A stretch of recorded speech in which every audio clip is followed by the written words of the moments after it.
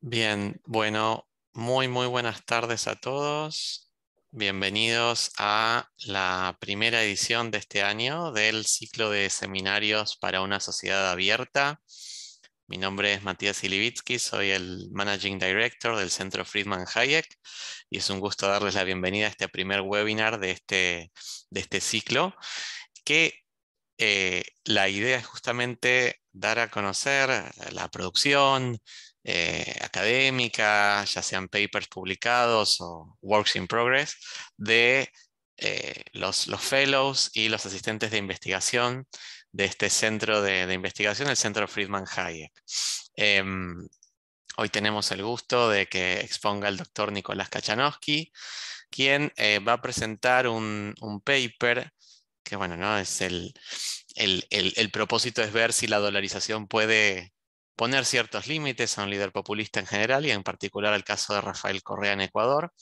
Y como les comentaba recientemente, este paper fue escrito también en colaboración con Alexander Salter y con Ignacio Savanti, que es un estudiante ya avanzado de la Universidad del SEMA, y estamos muy contentos de que el Centro Friedman Hayek permita esta interacción entre investigadores ya consolidados como Nicolás y estudiantes que tienen muchas ganas de aprender más sobre publicación académica y demás.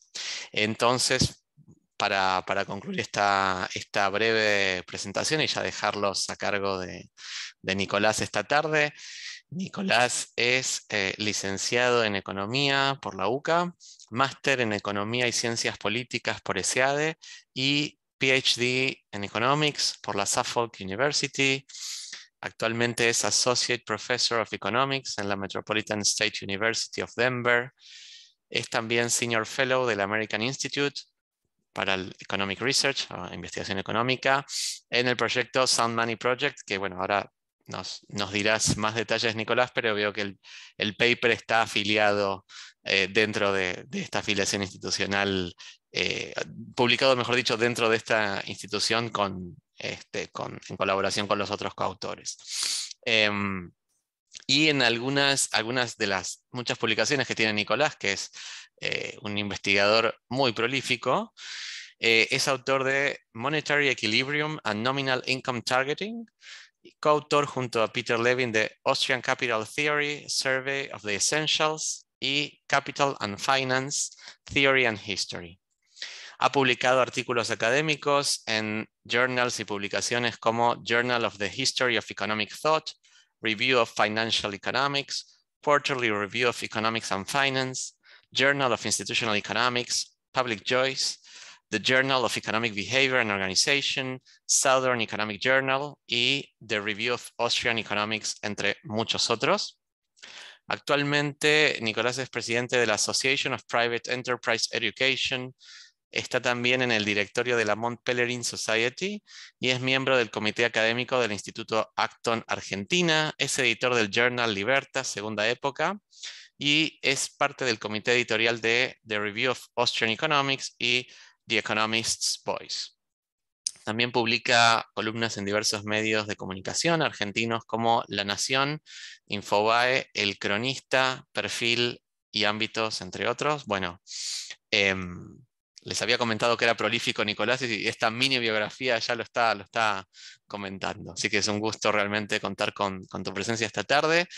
Gracias también por conectarse y por hacer sus preguntas y comentarios por el chat. Al final de la presentación vamos a estar comentando esas preguntas y comentarios con Nicolás a partir del chat, así que les pedimos que vayan escribiendo por allí. Esta primera consulta de Enrique, por ejemplo, gracias por la consulta. Sí, estamos grabando y luego subiremos esto a la plataforma de YouTube de la UCEMA y también lo van a poder acceder a partir de la página web del Centro Friedman Hayek. Así que muchas gracias a todos. Nicolás, te escuchamos. Muchas gracias y bienvenidos. Bueno, gracias por la introducción, pero gracias por la invitación y a la audiencia por sumarse. Ahí como les contaba Matías, este es un un paper que todavía no se publicó, pero creo que va a salir bien en los próximos meses, con un profesor en Texas Tech University, Alex Salter, y uno de los alumnos del SEMA. Estoy afiliado al Friedman Hayek Center, así que tengo el gusto de trabajar con los excelentes alumnos del SEMA. Lo que voy a hacer es compartir unos slides. Están en inglés y son un poco aburridos porque, bueno, es de un paper escrito, pero voy a tratar de traer lecciones de la experiencia de Ecuador para Argentina. No solo se está hablando de dolarización en Argentina estos días, sino que hoy salió el dato de inflación, 6.7 mensual, lo cual implica que el nivel de precios a ese ritmo se duplica en menos de un año, lo cual es serio. Bueno, denme un momento que comparto mis slides y arranco.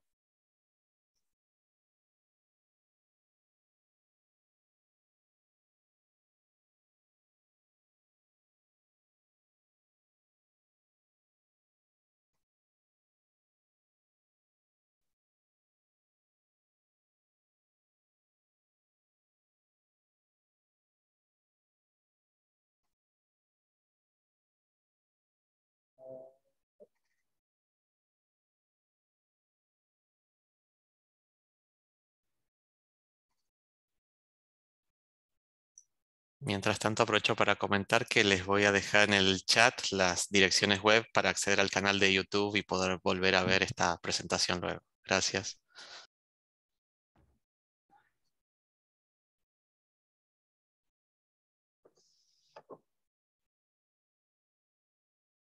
Okay.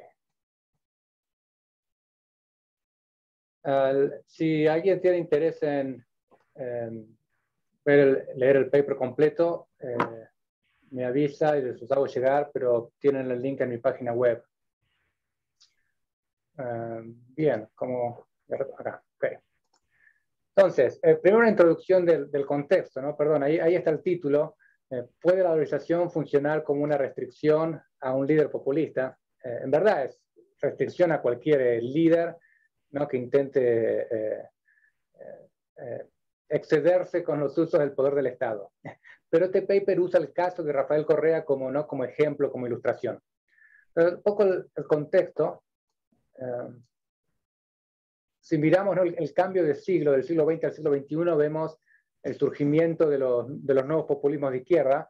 Estos son los más significativos en Latinoamérica, ¿no? Los Kirchner aquí en Argentina, Evo Morales en Bolivia, Rafael Correa en Ecuador, Ortega en Nicaragua y Chávez Maduro en Venezuela. Y algunos de ellos están en el gobierno por bastante tiempo. Y fíjense, Ortega del 2007 hasta hoy. Esos son 2022, 2007, muchos años. ¿Sí? Pueden ser gobiernos largos. El caso de Ecuador, como sugiere Sebastian Edwards, es interesante por lo que Edwards dice. Si miramos los populismos de Latinoamérica, vemos que tienden esta inclinación a financiar déficit con emisión monetaria. Y en Ecuador no pueden porque están dolarizados. Entonces, el 17 es un caso interesante, pero no desarrolla mucho qué implica esto. Otro paper interesante es de Absher, Kevin and Robin Greer. Ellos hacen una estimación estadística de un contrafáctico de qué le hubiese pasado a Ecuador si no hubiese dolarizado. Es un control sintético.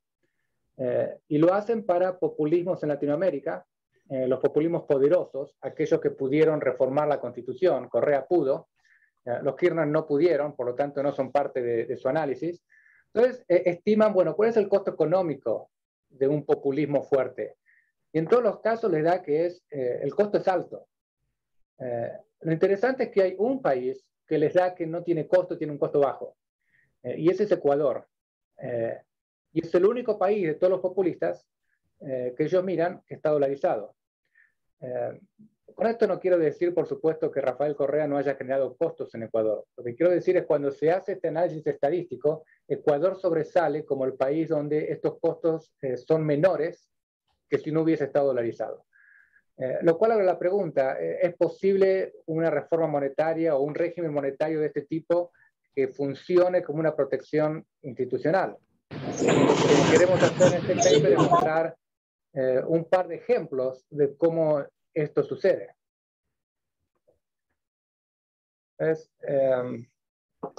Los dos ejemplos que discutimos en el escrito es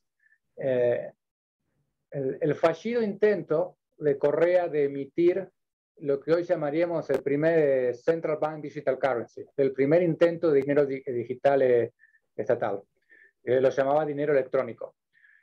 Y el segundo ejemplo es el giro de 180 grados cuando Lenín Moreno asume la presidencia en 2017, 2018, después de Rafael Correa. Entonces, tratar de entender estos dos ejemplos. Primero, ¿qué es una dolarización? Se está hablando estos días en Argentina, así que esta slide es medio redundante, pero básicamente es eliminar tu moneda local y adoptas una moneda de otro país. Puede ser el dólar americano, el dólar australiano, el dólar neozelandés, el euro. El punto es que se adopta una moneda extranjera. Y a términos prácticos, el país deja de tener banco central. Ecuador dolariza en el 2000, mantiene el Banco Central, se sigue llamando Banco Central de Ecuador, pero en términos prácticos no es un banco central porque no puede emitir su propio dinero. En Latinoamérica, los tres casos más interesantes o más importantes por tamaño de economía son Ecuador, El Salvador y Panamá. En el Caribe hay algunas islas que están dolarizadas. Si uno toma en cuenta microestados y pequeñas islas a nivel mundial, hay más de 100 países dolarizados de una manera u otra.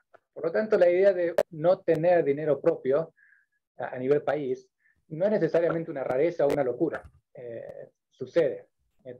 También ha sido normal, digamos, en términos históricos. Los bancos centrales son un fenómeno moderno en la historia económica mundial, no han estado siempre dando vueltas. En términos de política monetaria, el gobierno no tiene acceso a manejar su política monetaria. Básicamente adopta la política monetaria del país que emite la moneda al cual se dolariza. Déjenme ver el chat, creo que hay algunas preguntas.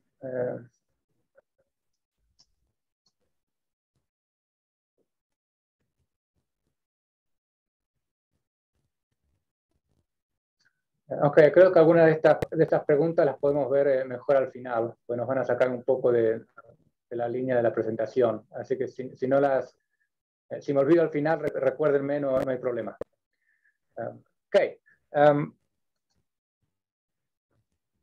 Una dolarización se puede entender como una... no es una regla monetaria, es una meta regla. En el paper lo llamamos Constitutional Monetary Policy o Monetary Institution. Es a nivel constitucional, es una meta regla. El manejo, el tocar esa institución está fuera del alcance de la política, digamos, del día a día. Uno hace política dada la dolarización. La dolarización no es parte del hacer política económica. En países proclives a tener populismos, una ventaja de la dolarización es que es difícil y costoso de revertir. No es imposible. Zimbabue desdolarizó, volvió a tener alta inflación. O sea, es posible, pero no es fácil y es costoso. Si miran estos tres casos de Ecuador, El Salvador y Panamá, la dolarización en estos países ha sobrevivido 2 guerras mundiales, la crisis del 30, la crisis del 2008, al menos una invasión americana, ¿no? En Panamá, default de deuda soberana. Ecuador, de hecho, declaró default al mismo tiempo que la crisis del 2008. Regímenes populistas capaces de reformar la Constitución, muy poderosos, como el de Correa.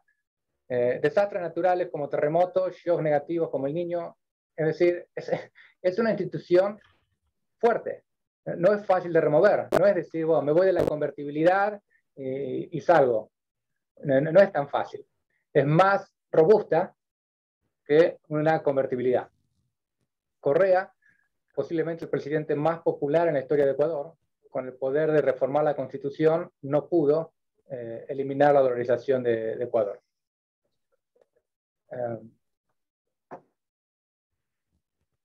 Acá Diego también deja otras preguntas sobre dolarizar en Argentina. De nuevo, no es la parte del tema de la presentación, pero no tengo problema en volver a estos temas al final. Y de nuevo, si me olvido, me pueden recordar, no hay ningún problema. Ok, primero un marco analítico sencillo, ¿no? Pero útil. Si un país está dolarizado, los grados de libertad de la restricción presupuestaria del gobierno cambian. Pues acá tengo 3 ejemplos. A ver si puedo usar un lápiz.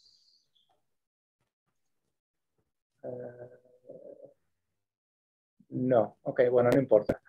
Fíjense la primera línea del cuadro, donde tenemos ¿no? Supongamos que tenemos una economía desarrollada con instituciones fuertes. Estados Unidos, Alemania, Suiza, etc. Si hay un déficit, que sería la D, eso lo financiás o con emisión de deuda, nuevos bonos, o con monetización del déficit.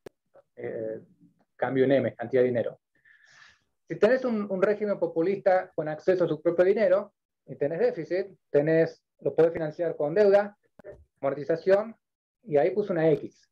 Esa X se refiere a otros medios de financiar déficit. Otros medios es esos fondos tuyos de retiro en las AFJP, no, son míos ahora. Repsol, no, las propio, no hay problema. Instituciones débiles le permiten al gobierno expropiar stock o flujos de la economía. Eso es lo que esa X representa. Si está dolarizado, monetizar el déficit no es una opción. Tenés que recurrir a deuda o expropiaciones, o si querés bajar el déficit, subir impuestos en una reforma fiscal o bajar el gasto. No es lo que esperamos, al menos a priori, de un populismo de izquierda como tenemos en Latinoamérica.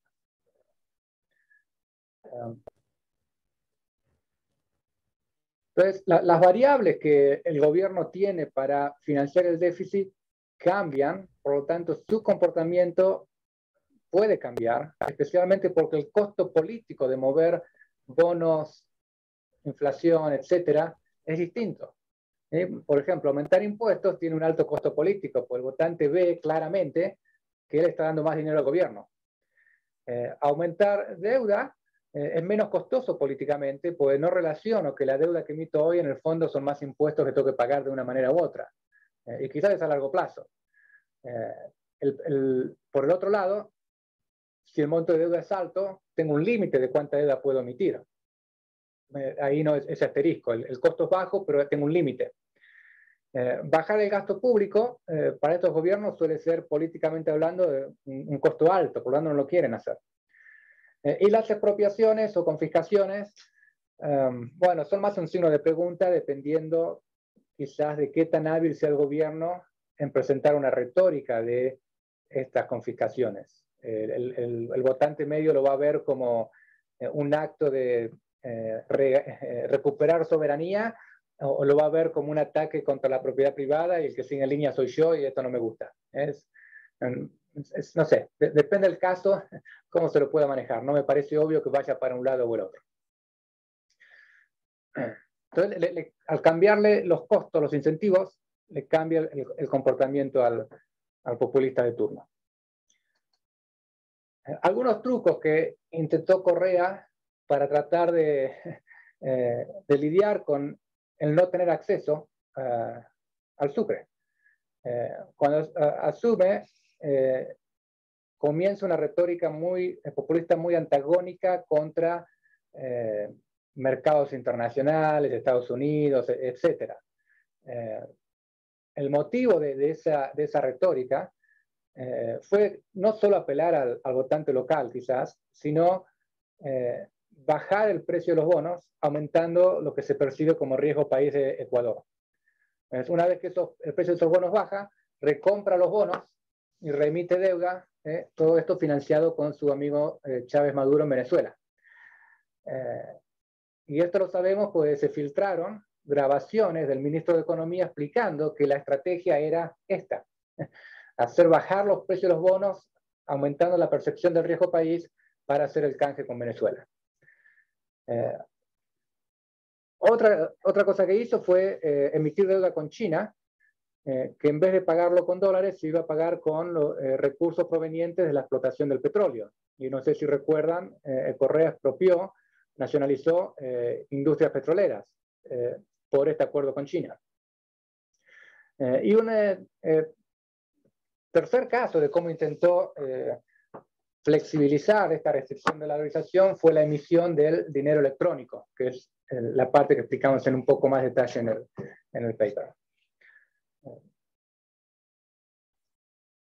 Entonces, ¿qué fue esto del dinero electrónico? Empieza en el 2014, aquí es el anuncio. Este dinero electrónico va a ser emitido por el Banco Central de Ecuador y es convertible en dólares. Algo así como, ¿no?, la convertibilidad, un peso contra un dólar, bueno, un DI contra un dólar, digamos. Al mismo tiempo, se prohíbe, ¿no?, las transacciones con otras cryptocurrencies como el Bitcoin, por ejemplo, ¿no? Se prohíbe el Bitcoin. Los usuarios van a tener una cuenta de DI en el Banco Central y para usar el dinero electrónico lo van a hacer a través de una app en un smartphone. El motivo por el cual se hacía con teléfonos es porque hay más gente con smartphones en Ecuador que con cuentas bancarias. ¿Ves? Cuenta en el Banco Central y en el smartphone. Y por supuesto, la única compañía con permiso para ofrecer servicios de DI en el smartphone es la empresa telefónica estatal.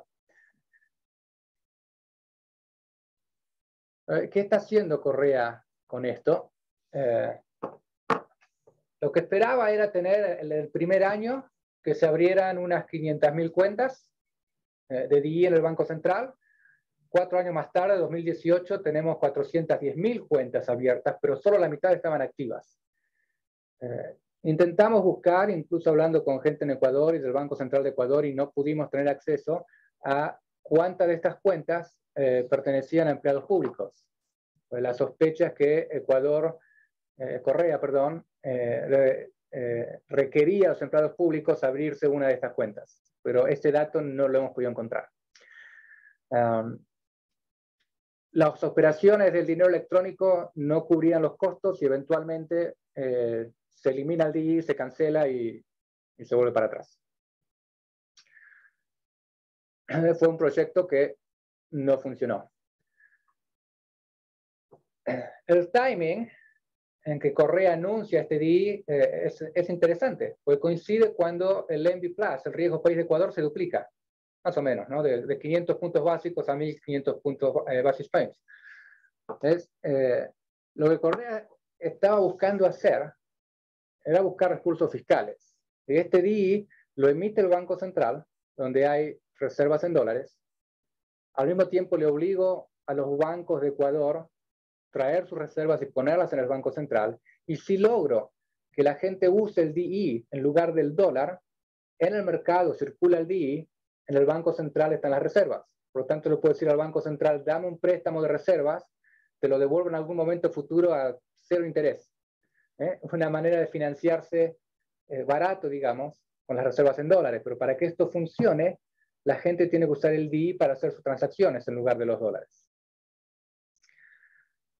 Otra coincidencia que vemos en este momento es que la transparencia del Banco Central, que hasta entonces era muy transparente en su balance, algo que quedó de cuando se hizo el proceso de dolarización, Correa lo empieza a enturbiar y ya no se sabe, no se puede ver en el balance cuántas reservas de hecho tiene el Banco Central. Entonces la información empieza a ser mucho más ruidosa e imprecisa.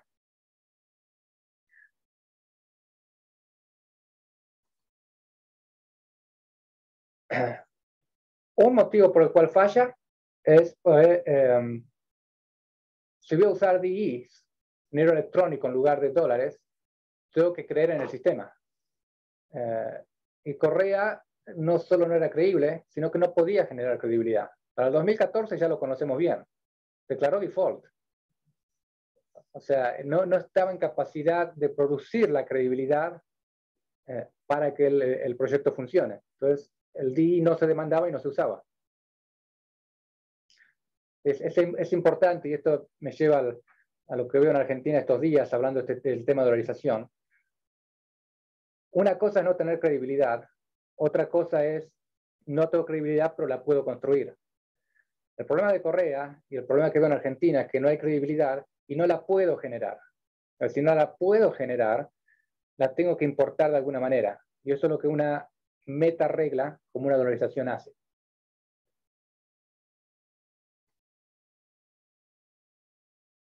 Ok, ese es un ejemplo donde al menos lo que yo veo es una motivación fiscal de por qué emitir dinero electrónico, y a mediano o largo plazo, si funciona, me puede ayudar a desdolarizar Ecuador, pero difícilmente lo haga rápidamente.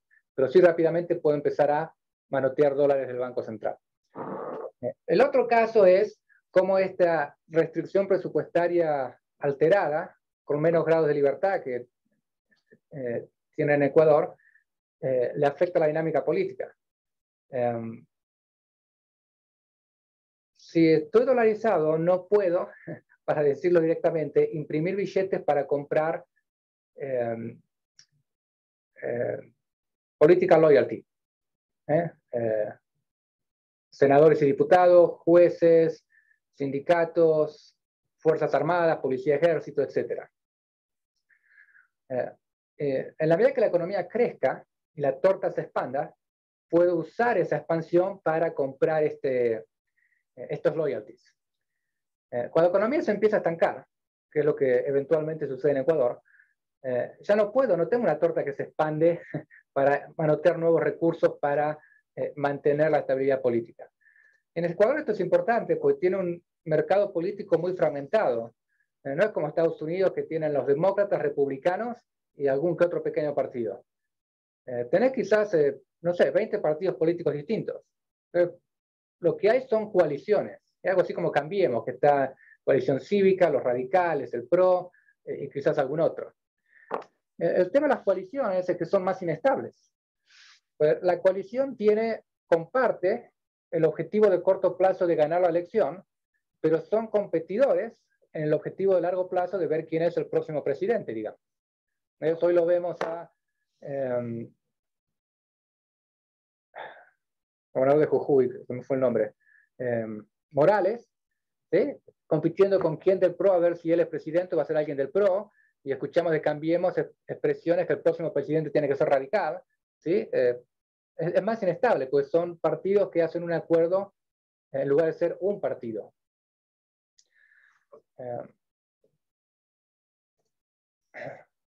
Entonces, los primeros años que Correa está en el gobierno, con la economía creciendo, ¿sí? Boom del precio de commodities, puede mantener esa coalición. Por los últimos años se le empieza a dificultar, y ahí es donde se empieza a ver, ¿no?, estabilidad y fracturas políticas.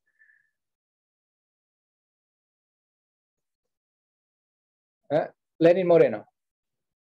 Lenín Moreno fue vicepresidente de Correa y se esperaba que continuase con las políticas de Correa. Sin embargo, cuando asume, gira 180 grados. Rompe de manera muy visible y muy fuerte relaciones políticas con Correa, que te voy a meter en cárcel, que Correa dice que me está engañando, etc. Todo muy visible. Reimpone los límites a los mandatos presidenciales. Eso de que puede ser presidente de manera indefinida no va más. Despide a empleados públicos que todavía eran leales a Correa, en lugar de ser leales al Estado. Empieza a hacer reformas pro mercado. Signa acuerdos con el demonio, ¿sí?, el Fondo Monetario Internacional y el Banco Mundial.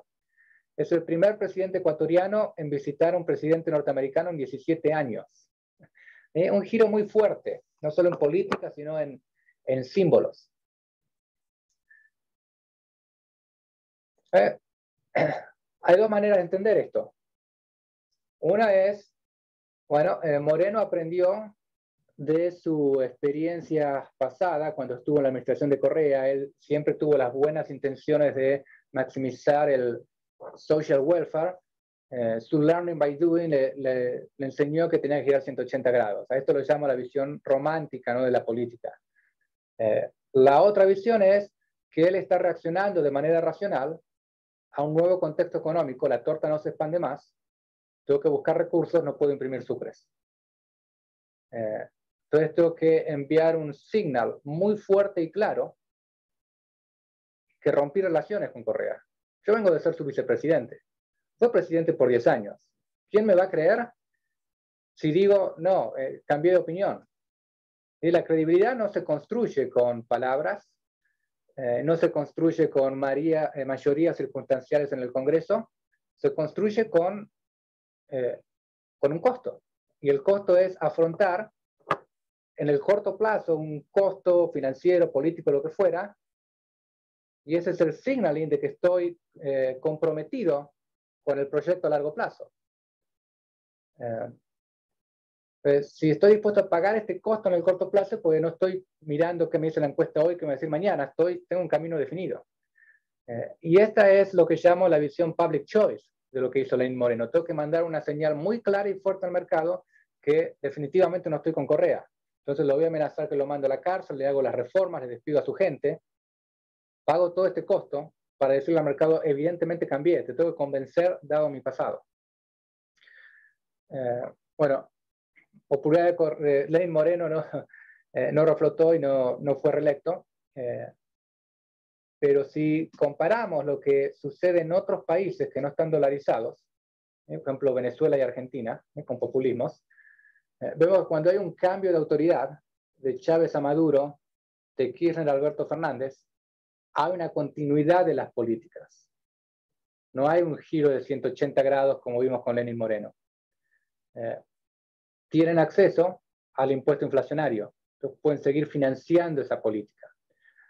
Puede haber explicaciones alternativas, por ejemplo, que en Venezuela quien en verdad está a cargo no es Maduro, sino que son las Fuerzas Armadas y Maduro es el títere. Entonces, si Maduro se le ocurre girar, las Fuerzas Armadas lo sacan, digamos.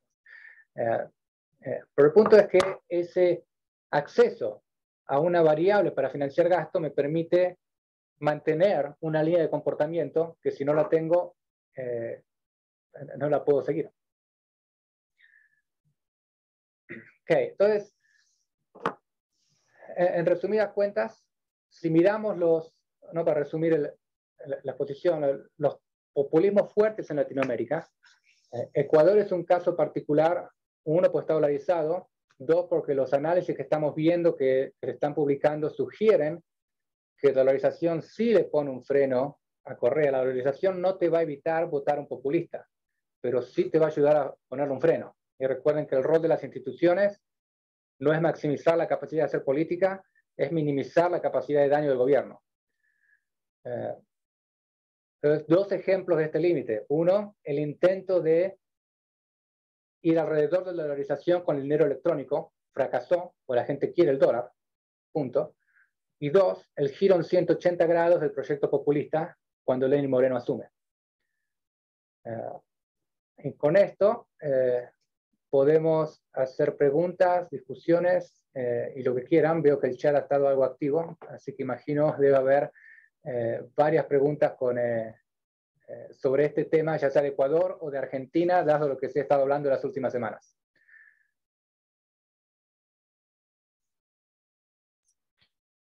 Si querés, Nicolás, puedo empezar leyendo las preguntas que ya estaban desde hace un ratito y podemos ir tomando desde ahí. Ok, dale. Bueno, Cristian había hecho una pregunta que básicamente empezaba diciendo si la eliminación del Banco Central y la banca comercial con reserva fraccionaria no eliminaría también la posibilidad de financiamiento de los políticos mediante la sobreoferta de dinero. Bueno, en verdad lo que tenés que eliminar es tu banco central. No necesitas, a ver, mira, arriba, la encuentro. Sí, es la primera, A la digamos. banca, no necesitas ir a encaje 100% de banca Simon. Lo que necesitas es sacarle el acceso a la imprenta, la creación de base monetaria. La banca Simon se está hablando acá en Argentina, pues parte de la propuesta de Milei, donde dice, bueno, si dolarizás, tenés que ir a una banca Simon porque no vas a tener prestamista de última instancia. Ecuador, Panamá, El Salvador no tienen banca Simon y no han tenido corridas bancarias y han pasado sin grandes problemas la crisis del 2008. Existen alternativas al Banco Central como prestamista de última instancia. No es que el Banco Central es el único que puede ser prestamista de última instancia. Esa parte no me convence. De hecho, ya está en el mercado. Nadie le impide a nadie depositar dinero en una caja de seguridad o en un fondo común de inversión que sea run-proof. Esas opciones ya existen. El mercado no las elige por motivos. Los bancos cumplen un rol de administrar riesgos y plazos. Entonces, si les impedís eso, básicamente eliminas los bancos, lo cual es serio, ¿no? Bien, muchas gracias, Nicolás. La siguiente pregunta es, ¿cómo podría la dolarización resolver el déficit fiscal? Bueno, la inflación en sí no te garantiza que no vas a tener déficit fiscal. El ejemplo que da Emilio Campo, con quien terminamos un libro sobre dolarización para Argentina, creemos que va a salir en mayo, es que tenés a una persona no un poco oxidada de peso, sino con un serio problema de salud, de obesidad, no cambia su comportamiento y le pones un cinturón gástrico. Por supuesto, esta persona puede seguir comiendo en exceso, pero el nivel de shock que producís, y dado que cambias tus grados de libertad y cambias los incentivos que tienen los actores políticos, le aumentas el incentivo a tener que equilibrar las cuentas. No es garantía. Yo creo que nadie que hable de dolarización garantiza que con eso eliminas el déficit fiscal. Creo que nadie que habla de dolarización dice la dolarización soluciona todos los problemas. La dolarización se la ve como un componente no suficiente, pero sí necesario. En parte porque la degradación institucional llegó a tal fondo donde no solo no es creíble, sino que no puede generar credibilidad. Es un poco el intercambio que tenía con Martín Tetaz en Twitter ayer o el otro día. Vos podés tener la ley de independencia del Banco Central que sea técnicamente perfecta. Si no es creíble, no sirve. Y el problema que tenés es que no tenés manera de generar credibilidad. Y la ley de intangibilidad de los depósitos se aprobó por unanimidad, no duró un año. Y nada garantiza que no te den vuelta una ley en 5 minutos. Ese es el track record de Argentina. Entonces, tenés que sacarle de las manos de la política argentina poder darte vuelta a las instituciones monetarias. Por ahí va la discusión. Bien, hay una pregunta que hace Diego. Inicialmente te consulta si hay que hacer un acuerdo con la Fed. Si la respuesta es no, ¿cómo conseguirías dólares que se podrían necesitar aquí en Argentina? No hace falta hacer un acuerdo con Estados Unidos, Ecuador no lo ha hecho. Eso es lo que se llama una dolarización unilateral. Puede haber acuerdo, puede no haberlo. Es importante saber cuál es la situación del balance del Banco Central, ¿no? Para saber dónde estás parado. Pero me parece que es un error conceptual mirar lo que sería un tipo de cambio de convertibilidad hoy y de ahí concluir si hay o no que dolarizar. Y decir que hoy no hay dólares en el Banco Central no es lo mismo que decir que una dolarización es mala idea. Lo único que eso te dice es que hoy no tenés los dólares y los tenés que conseguir. Si estudian el caso de Ecuador, El Salvador, etcétera, no los países que nacieron dolarizados como Panamá, sino aquellos que dolarizaron formalmente, no dolarizás, se me ocurre hoy, mañana dolarizo. Es un proceso. Hay que construir mucho acuerdo político. No es que si yo mañana soy presidente digo dolarizar y dolarizamos. Necesito acuerdo político con el Congreso, justicia, el Banco Central, los bancos. Eso lleva tiempo construirlo. Y si hay voluntad, dos cuestiones, ¿no? Si hay voluntad política de dolarizar, los dólares que Argentina necesita los conseguís. Dos, quizás no tenés dólares líquidos, pero los tenés ilíquidos. Y podés ir al mercado financiero para securitizar activos no líquidos y transformarlos en dólares. Y ten en cuenta que si estás en un proceso de dolarización, el shock es tan fuerte que estás cambiando todos los parámetros del modelo. Tu tasa de descuento no es infinito como es Argentina. Vas a hacer la tasa de descuento de un país dolarizado. Entonces el valor presente de esos activos, las cuentas te cierran. Y puede haber otras formas que, no sé, ahora no se me ocurren. Entonces, sí, me parece importante saber dónde está el Banco Central parado.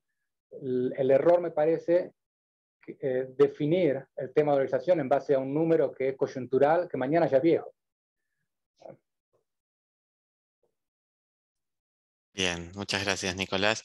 Si nos queda tiempo, Diego, sí, abrimos los micrófonos, pero me gustaría dar lugar a otras preguntas y si eventualmente nos queda tiempo, por supuesto, volvemos y abrimos micrófono para que puedan dialogar directamente con Nicolás. Mateo consulta si puede Argentina, sin una dolarización oficial, solucionar la inflación a corto o mediano plazo. A corto plazo, me imagino, sí. Eh, Hay que ver qué eso quiere decir, ¿no? De 1945 a hoy, la inflación promedio anual en Argentina, 60%. Los únicos años donde la inflación fue cero fue cuando tuviste convertibilidad. O sea que hay que ver qué quiere decir solucionarla en el corto plazo. Lo que no vemos es solución de largo plazo. Entonces, si vos me haces una ley de independencia del Banco Central y en los próximos 3, 5 años la inflación baja, yo eso no lo leo como éxito, porque Argentina tiene crisis astronómicas cada 10 años. Vos tenés que hacer algo que me garantice que esto va a ser a largo plazo, no en el próximo ciclo. Eso no es una solución, eso es un parche. Y ahí es donde yo lo veo más difícil.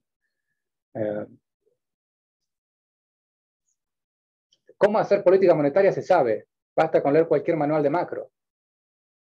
El problema no es de técnico de política económica, el problema es institucional, cultural.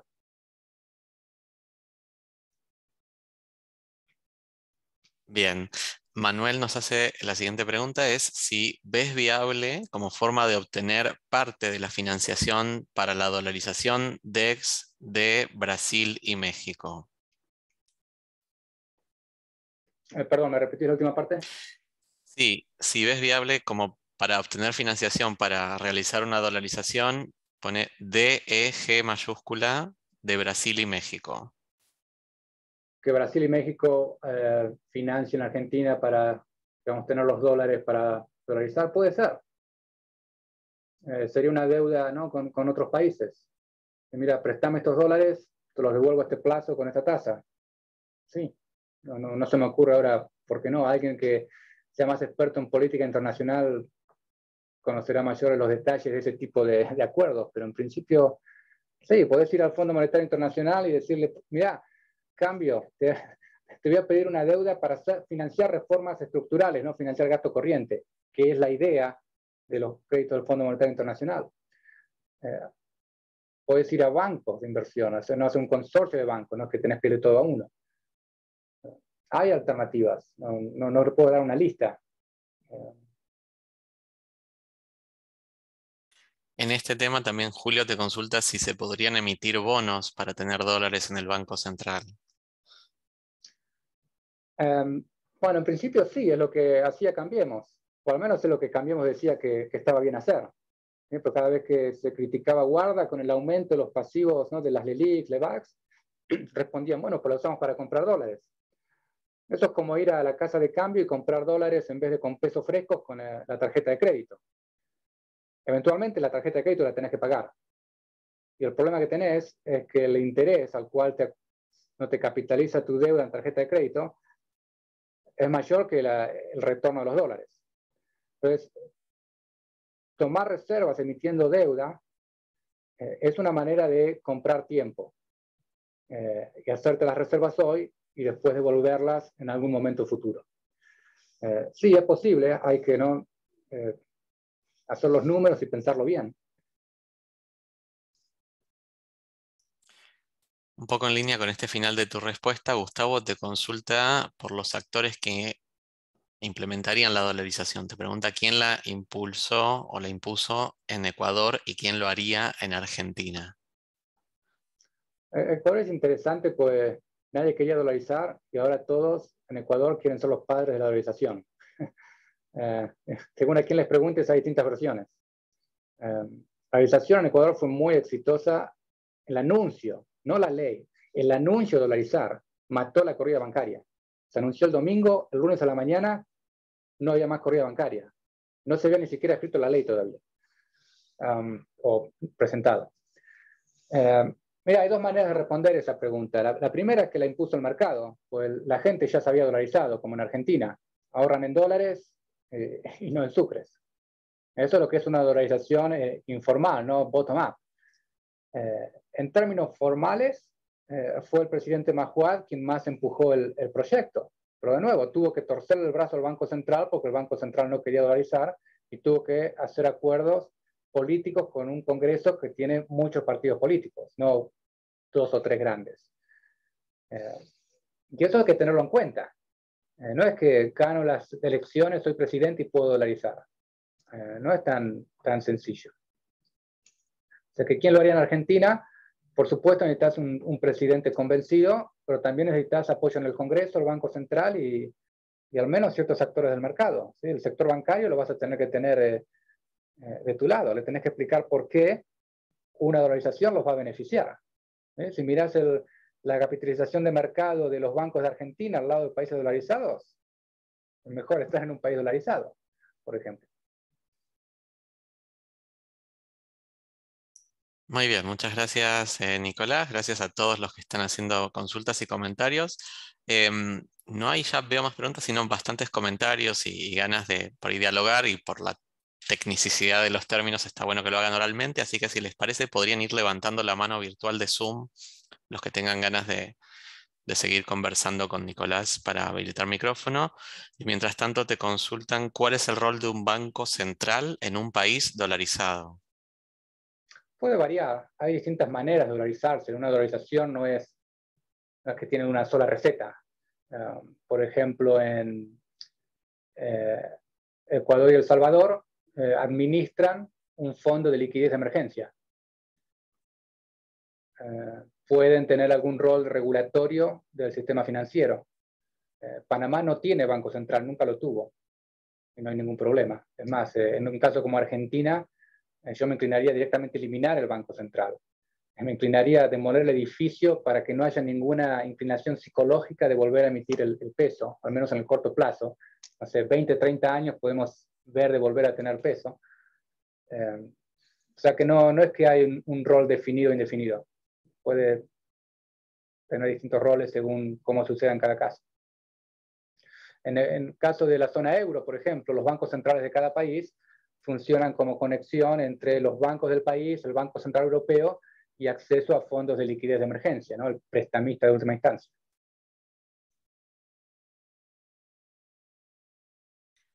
Bueno, muchas gracias, Nicolás. Diego, no sé si quisieras vos ya abrir el micrófono y repreguntar. ¿Sí? Buenísimo. Fíjate si podés y te escuchamos. Hola, ¿cómo va? Che, mil gracias. La verdad que este tema es fantástico. Nico, muchas gracias. Bueno, ahí un poco por ahí las preguntas no son súper claras cuando uno las tipea. Yo obviamente no es que estoy en contra de la dolarización por las preguntas que hice. De hecho, creo que estoy a favor de dolarizar. Y obviamente no es de la noche a la mañana y implica una transición y muchas cosas que vos mencionaste. Yo te pregunté si había que hacer un acuerdo con la FED, vos me dijiste que no necesariamente, pero probablemente sí se puede hacer, eh, si bien no es obligatorio, ¿verdad? Eh, eh, hay, creo que Javier instaló el debate y está muy bien que se debata y hay muchas críticas en contra, o sea, hay muchos economistas que salen a pegarle a Javier en contra de la dolarización, pero ellos no creo que estén, digamos, está bien que Javier por ahí, porque no tiene el tiempo o él piensa de una manera muy técnica y digamos, no le da el tiempo en televisión para explicarlo. Por ahí a veces quedan cosas no cubiertas que dan para que uno se pregunte cómo haríamos esto, cómo rescatarías la base monetaria, el tipo de cambio implícito hoy, que mencioné que por ahí 5 veces la base monetaria comparada con las reservas netas, y tu respuesta obviamente que fue clara. eh, eh, ¿Coincidís que, o por ahí el punto es que debería haber un análisis un poquito más profundo en cuanto a cuáles serían todos los pasos que implicaría dolarizar, por un lado? Porque obviamente no hay bala de plata y no hay almuerzo gratis o free lunch, como dice Warren Buffett. Cada decisión en macroeconomía y más en la Argentina implica ventajas y desventajas y consecuencias o daños colaterales que hay que pensar muy bien. Entonces, por un lado, por ahí alguien debería compartir un plan detallado de qué implicaría, estos son los 17 pasos durante 6-7 meses que habría que implementar para dolarizar bien en Argentina y qué diferencias existiría dolarizar en Argentina versus dolarizar en Ecuador o en otro país. Y alternativamente los economistas que critican el proyecto de dolarizar, que argumenten qué sugieren a cambio o cuáles serían las desventajas de dolarizar o cuáles son los riesgos o los daños colaterales si lo haces mal. ¿Coincidís con eso, Nico? Coincido, a ver si entiendo el comentario, si se me pasó algún punto, repetime. Uno, creo que hay distintas etapas quizás de una reforma tan profunda como una organización en una sociedad. Uno es plantear la idea. Dos, bueno, si la vas a implementar, ahora tenés que sentar a ver los detalles. Yo no espero ni que Milei, ni creo que es Kakashi, quien hizo una propuesta de ley, etcétera, que en este momento sean capaces de darme un blueprint detallado paso a paso de cómo hacerlo. Primero hay que poner la idea en la agenda y que tenga cierta aceptación. Si no, es demasiada información, digamos. Es como cuando le dicen a un economista, vos me estás diciendo que hay que bajar el gasto público, pero ¿cómo haces? El economista dice, bueno, el político sos vos. Vos sos quien tenés que sentarte a hacer la política de mirar línea por línea qué vas a bajar. Yo no te puedo dar necesariamente todos los detalles. Pero sí coincido que eventualmente hay que hacer una propuesta más detallada. No creo que haya necesariamente una única manera de implementar el orden de los pasos, digamos. Pero en algún momento hay que sentarse y decir qué se hace primero, después, etc. Y eso va a ser parte de la negociación política. Por lo tanto, es difícil predecirlo. No, porque no sé si fue Roberto, que no sé si es tu papá o no, o es tío o no es pariente, pero no sé si fue Roberto, por ahí me equivoco, por ahí no fue Roberto, pero alguien decía, la dolarización que sugiere Javier Milei es posible si, solo si vamos a una hiperinflación. Y por ahí me equivoco y no fue Roberto, ¿no? No, parece que fue alguien más. Roberto fue mi tío, no recuerdo ahora quién fue, en algún lugar lo vi. Si recuerdo bien el contexto del comentario es, vos tenés dos grandes bolsas en el Banco Central, por un lado la base monetaria, por el otro lado las LELIQs, pases. Entonces, creo que alguien entendió que la propuesta es cambiar la base monetaria y no los otros pasivos, y ahí es donde, bueno, puedes tener problemas. Hay maneras de rescatar los pasivos, LELIQs, etcétera. Tenés que hacer dólares que tenés no líquidos, transformarlos en líquidos. Ahí es donde digo, bueno, podés tomar, por ejemplo, como mencionamos en el libro, un ejemplo, no quiero decir que es la única manera, tenés letras intransferibles, las securitizás y puedes empezar a rescatar LELIQs, LEBACs, etc. O sea, lo que quiero decir es que hay maneras. Me parece sano que haya críticas a una dolarización, porque como ningún régimen monetario va a ser perfecto. Quizás las reacciones que a veces me surgen cuando veo algunas críticas es que la crítica no puede ser peor que la idea de la dolarización. Hay que criticar, me parece un poco informado de, bueno, cómo funcionan otros países, por lo menos. Y ahí es donde uno de los motivos por los cuales con Emilio escribimos este libro, tratar de traer información, estudio de cómo se dice y cómo funciona en otros países, para no criticar desde una torre de marfil que al final del día no es relevante. Claro, y yo para cerrar y te dejo, y está muy bueno, obviamente ya sea dolarizar o lo que propone Martín Tetaz, que es un banco central realmente independiente y que no emita, bueno, que es un poco utópico en la Argentina, de cualquier manera siempre tenemos que ordenar las cuentas fiscales y bajar el desastre del déficit fiscal y el gasto público. Es como una condición sine qua non, porque ¿de qué sirve dolarizar si vamos a seguir con déficit fiscal y tenemos que salir a pedir dólares prestados para financiar la fiesta del Estado y el costo de la política, ¿no? Sí, déjame hacer dos comentarios sobre eso. Uno es, en el 2001 tuvimos superávit gemelos. Si los mirás a los resultados fiscales en términos de PBI, el kirchnerismo se lo fumó en pipa. ¿Ves? No es suficiente, no es decir, bueno, si equilibrar las cuentas fiscales, listo. Vos tenés que cerrar, pones el candado y tirás la llave al fondo del río. Esa es parte del rol institucional. Y por eso cuando escucho, ¿no?, las críticas de, bueno, si vas a hacer las otras reformas, ¿para qué dolarizar? Bueno, hay motivos. Pues le estás imponiendo, le estás cerrando esa puerta cuando ya sabemos que se van a llevar al Banco Central puesto por delante de nuevo. Claro. Y de nuevo tenemos el caso de Ecuador, donde de hecho intentaron hacerlo y no pudieron. Dale, muchas gracias, Nicolás, te agradezco. Gracias a todos. Muchas gracias a vos, Diego, por tus comentarios y consultas. Si alguien más decide hacer alguna consulta vía el chat o dialogando con Nicolás, este es el momento de hacerlo para ir ya cerrando la presentación de hoy. Hubo varios comentarios en el chat, pero no vi que fueran como preguntas, entonces por eso no los estoy levantando directamente ahora, pero si alguno de los que hizo esos comentarios quiere hacerlo en base a alguna pregunta, este sería el momento. Mientras alguien piensa que ve un comentario, que el statement, ¿no?, que hay que esperar una hiperinflación para dolarizar, es porque en Argentina no se hacen reformas hasta que no estás al borde del abismo. En cierto sentido, bueno, en ese sentido sí coincido, lamentablemente. Un motivo por el cual hay que hablar de esto ahora es para que después las reformas no se hagan rápido, incompletas y mal hechas. Pero como decía Diego, la bala de plata es la última bala que tenés. ¿Cuántas más hiperinflaciones se va a aguantar Argentina? Y le robo el ejemplo a Emilio Campo. Estás en la selva, viene un león hambriento que no comió en todo el día, se te tira encima, tenés una sola bala en la pistola. Tenés que apuntar y disparar bien. Pues ya nos quedamos sin balas. Y dudo que sea de plata en Argentina, ya se la habrían robado hace rato. Bien, te consultan qué propones para atender el déficit fiscal consuetudinario. No sé si entiendo la referencia consuetudinario, si me puedes expandir esa idea. Constante, okay. permanente. El déficit estructural, en lugar de cíclico, digamos. Es una reforma difícil porque gran parte del gasto público se va a gasto social, que es muy difícil de tocar.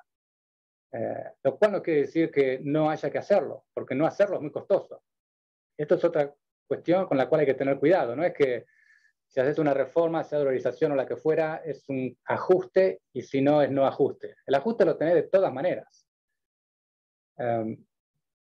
Dada esa estructura de gasto, esto es algo que con Cambiemos nunca logré que se entienda. Vos tenés lo que se llama política de shock. No es despido 1000 empleados mañana.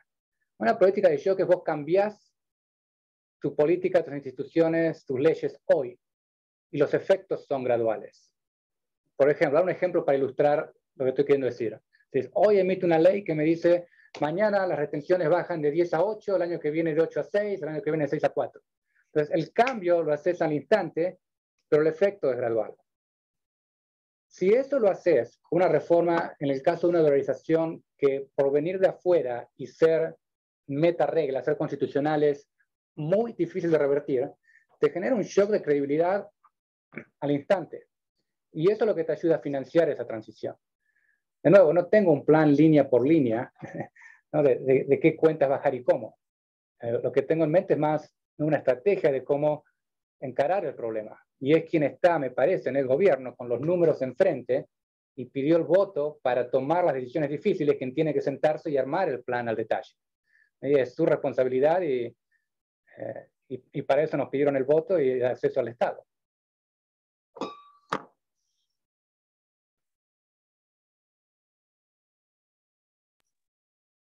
Bueno, muy bien. No hay más preguntas, veo, o comentarios. No sé si querés decir algunas palabras de cierre, Nicolás, y ya con eso estaríamos concluyendo. De nuevo, gracias por sumarse a la exposición.